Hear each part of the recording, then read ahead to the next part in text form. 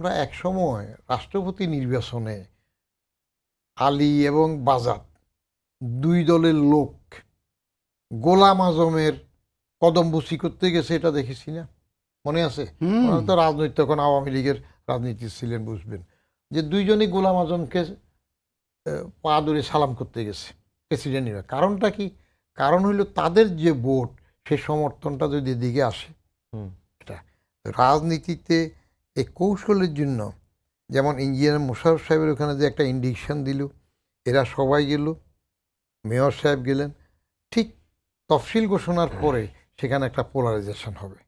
জানাফা চাইবে যদি আলীর কোনো ক্যান্ডিডেট সেখানে ভালো থাকে, যেমন এখন জানাফা তাদেরকে যোগদানের জন্য বলতেছে, তাদের বিরুদ্ধে মামলা নাই, অসুবিধা নাই, তারা আসুক দলবারের জন্য, ওটা চাইবে।